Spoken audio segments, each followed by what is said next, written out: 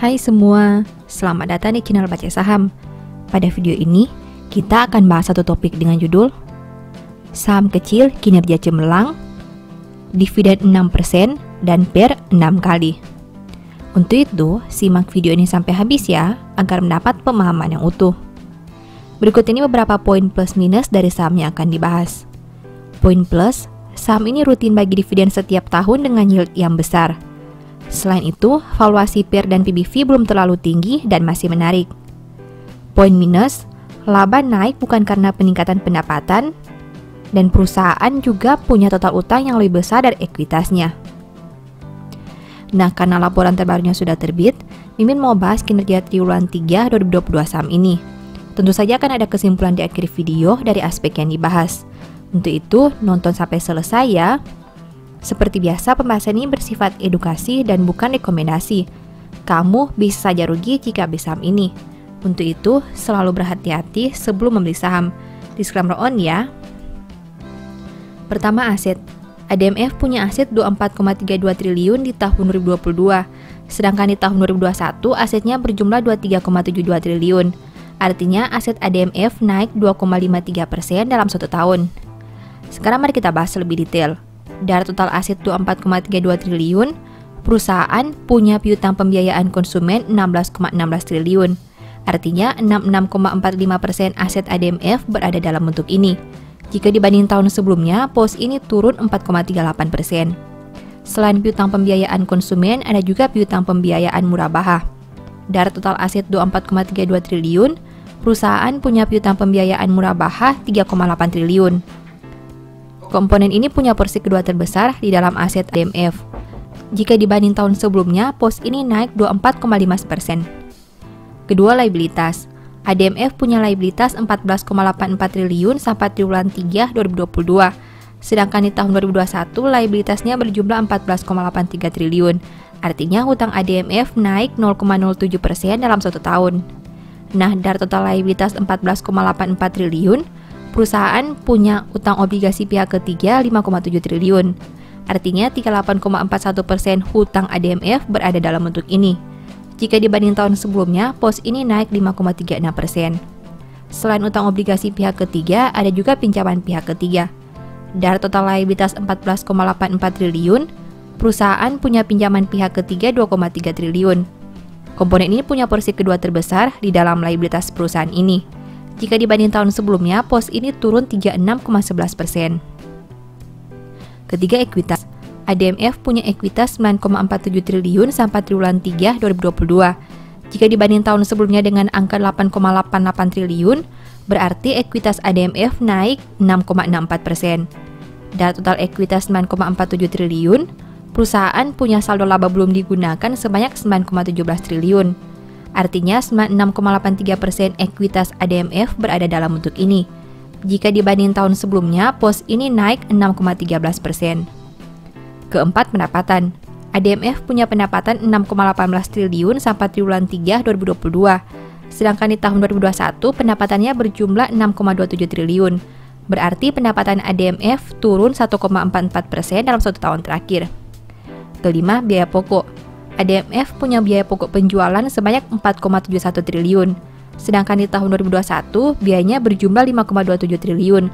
Berarti biaya pokok ADMF turun 10,63% dalam 1 tahun terakhir. Keenam, laba. ADMF mampu menghasilkan laba sebanyak 1,14 triliun. Jika dibanding tahun sebelumnya di angka 0,75 triliun, berarti laba ADMF naik 52% dalam 1 tahun terakhir. Ketujuh, rasio keuangan. ADMF punya ROE 16% dengan NPM 22%. Sedangkan untuk sisi resiko, saham ini punya DER 156%. Pencapaian rasio keuangan perusahaan bagus dengan ROE dan NPM yang berada di atas rata-rata. Meski begitu, DER saham ini sudah tinggi karena total utang lebih besar dari ekuitasnya. Kedelapan, valuasi. Saham ini punya PER 6 kali dan PBV 0,98 kali. Valuasi ADMF masih bisa dipertimbangkan dengan PER dan PBV yang tidak terlalu tinggi. Meski begitu, kamu perlu analisa aspek lain dan jangan hanya melihat dari sisi valuasinya saja ya. Setelah melihat pembahasan tadi, ini kesimpulannya.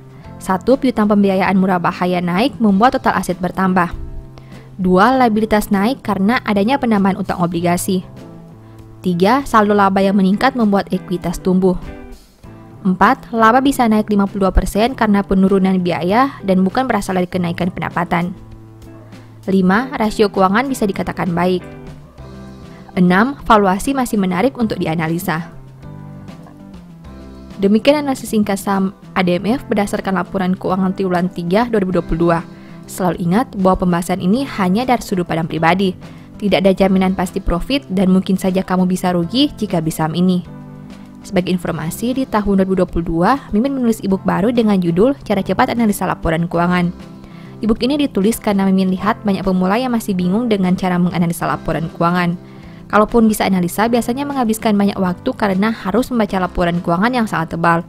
Dengan terbitnya ebook ini, diharapkan kamu bisa menganalisa laporan keuangan secara mandiri dan tentunya tidak membawa banyak waktu. Banyak tips dan trik yang bisa digunakan sehingga kamu tidak perlu membaca angka satu persatu.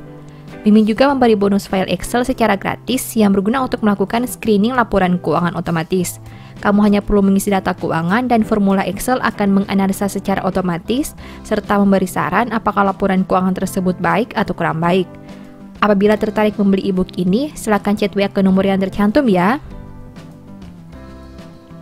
Demikian informasi pada video ini, semoga bisa memberi manfaat kepada kamu semua ya. Oh iya, saya mau menyampaikan bahwa sekarang Baca Saham punya 3 ebook tentang saham yang mungkin saja bisa berguna bagi kamu, yaitu Strategi Nabung Saham, Analysis Report, dan The Stock Market. Berikut perbedaan antara 3 ebook tersebut. Ebook Strategi Nabung Saham berfokus pada pembahasan teknik, money management, dan semua hal yang berhubungan dengan nabung saham. Poin intinya bisa dilihat pada tampilan berikut ini. Ebook Analysis Report berfokus pada hasil analisa fundamental 12 saham pilihan berdasarkan laporan keuangan terbaru. Poin intinya bisa dilihat pada tampilan berikut ini. Ebook The Stock Market berfokus pada panduan bagaimana menganalisa fundamental suatu perusahaan dan money management yang baik. Poin intinya bisa dilihat pada tampilan berikut ini. Apabila kamu tertarik membeli salah satu dari 3 ebook tadi, silakan chat WA ke nomor yang tertera di layar ya. Ingat, hati-hati terhadap semua jenis penipuan yang mengatasnamakan baca saham. Baca Saham tidak pernah mengelola dana ataupun melakukan penjualan produk di luar Instagram, YouTube, dan Telegram resmi Baca Saham. Sebagai penutup, saya mau mengutip satu statement yang semoga bisa menjadi semangat bagi teman-teman. Lebih baik teguran yang nyata-nyata daripada kasihan tersembunyi. Thank you.